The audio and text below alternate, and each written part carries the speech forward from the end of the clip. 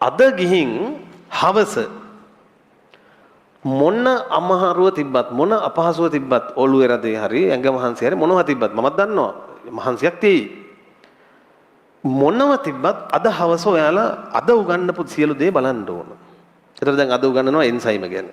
ආලෝක ප්‍රතික්‍රියා, අඳුරු ප්‍රතික්‍රියා, තව තියෙනවා මේ විභාජක පට අද සෙට් එකක් තියෙනවා.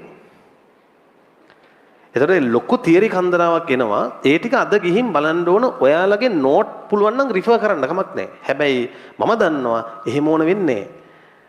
බලන්නකෝ දැන් අද ෆස්ට් ටයිම් මගේ පන්ති ආපු ළමයෙක් නම් අද බලන්නකෝ ගෙදර ගිහිල්ලා බලලා නිකන් පෙරලද්දි මතක වෙන්නේ නැද්ද කියලා. මගේ පන්ති ආපු ළමයි දන්නවා. නිකන් මෙහෙම බලාගෙන යන්න තියෙන්නේ. ඕකට පැය භාගයක් යන්නේ.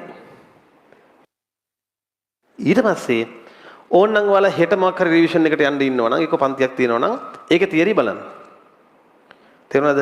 දවසකට උපරිම බලන්නේ විෂයන් 3යිද 2යිද? 2යි. මිනිස් මොළය නිතර බලන්නේ Taman අකමැති දේ ඉක්මනට අමතක කරන්න. ඒක අපේ හැටි. අපහසු දේ ඉක්මනට අමතක වෙනවා. උදාහරණයක් ඔය දරෝ ඉලක්කම් සහිත කතාවක් අහලා බලන්න කාගේ හැරි. මෙහෙම මෙන්න මේකට 60000ක් වියදම් වුණා මේකට 1,25,000ක් වියදම් වුණා ඔහොම ඉලක්කම් සහිත කතාවක් අහලා බලන්න අන්තිමට ඔයාලට වියදම් වුණු ගාණ මතක නැහැ. කතාව මතකයි මෙහෙම ගොඩක් වියදම් වෙලා තියෙනවා අරකටත් මෙහෙම වියදම් වෙලා තියෙනවා. ඉලක්කම් මතක නැහැ. ඒ ඇයි අපේ මොලේ නිතර බලන්නේ අමාරු දේ හලන්න. ඔය දරුවෝ විෂයන් 3ම පාඩම් කරනවා කියලා හිතන්න එක දවසක ප්ලෑන් එකක් හරි මොකක් හරි මගුලක් හදාගෙන. මොකද වෙන්නේ බලන්න මට කියන්න. දැන් මේ අත්දැකීම ලැබපු අය ඇති. විෂයන් 3ම පාඩම් කරපු ළමයින්ගේ අනිවාර්යෙන් ෆිසික්ස් දුර්වලයි. ස්ථීරම ෆිසික්ස් දුර්වලයි. ඒ නිසා කරුණා කරලා විෂයන් කීයද බලන්න ඕන උපරිම දෙකයි හොඳම දේ තමයි දවසකට එකක් බලන එක. අර හෙට පන්ති නම් බලන්න අද ඒක. ඔන්න මම දැන් ඒක කිව්වා. පළවෙනි වතාවට මේක කළ යුතුයි.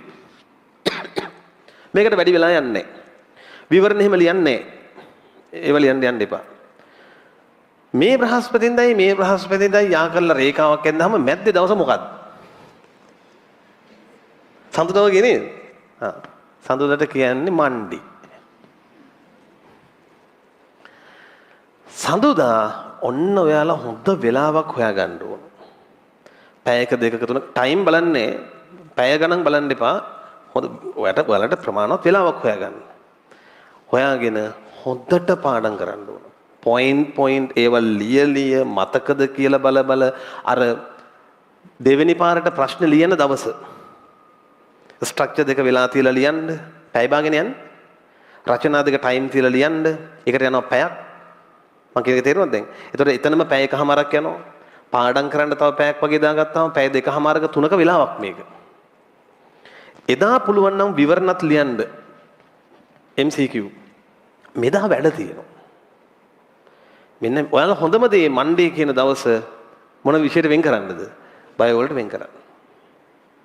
පුළුවන් නම් එහෙම නැත්නම් අනිත් විෂයක් තව එකක් බද්ධ කරගත්ත ගමක් නෑ. මේක හොඳට පාඩම් කරන්න. ඊට පස්සේ මේක තර්ස්ඩේ නේ. ඊට කලින් එන බදාදා. ඔයාලා අවසානයේ පාඩම් කරන්න ගන්න ඕන බයෝ. ඒ කියන්නේ දැන් ඔයාලට කෙමිස්ට්‍රි දැන් අපි හිතමු බදාදා කවුරු උදාහරණයක් කෙමිස්ට්‍රි පන්ති යනවා කියලා ළමයි ඒ ළමයි කෙමිස්ට්‍රි බලන්න ඕන බදාදා මේ පියවර 3 ක්‍රමෙන්නේ බලලා හෙටට යන්න තියෙන පන්තිය අවසානට ගන්න මොන මහන්සිය තිබ්බත් අන්න ඔයාලට ඔය දරුවන්ටම තේරෙයි ලොකුවට පාඩම් කරන්න දෙයක් නෑ දවස් දෙකක් බලපු ඒවා තියෙන්නේ ඒ හින්දා එකට යන්නේ පැය භාගයක් වගේ අර පළවෙනි දවසෙත් එහෙමනේ තව පැයක් දෙකක් ඔයාලට වැඩ කළ හැකි සාමාන්‍යයෙන්. අන්න ඒවට තමයි පුතා කලින් බයෝ බලන්න ඕන. දැන් ඔයාලා තව මාසයක් විතර ඉගෙන ගත්තා කියන්නකෝ. ඒතකොට මේ කලින් සති 3-4 ඒවා බලන්න වෙන් කරගන්න ඒ කාලේ. තේරුණාද? ඒවත් ලොකුවට බලන්න දෙයක් නෑ. මෙහෙම පෙරලද්දී සමහර ඒවා මතකයි. මට කියන්න තව මාස 3-4ක් ගියාම මේ කලින් බලන්න වෙන ඒවාට වෙලාව ටිකක් වැඩියෙන් යනවා. හැබැයි බලන්න. ඔයාලා විභාගයට යනකොට සිලබස් එක 40-50 පාරක් මොනව වෙලාද කියවෙලා.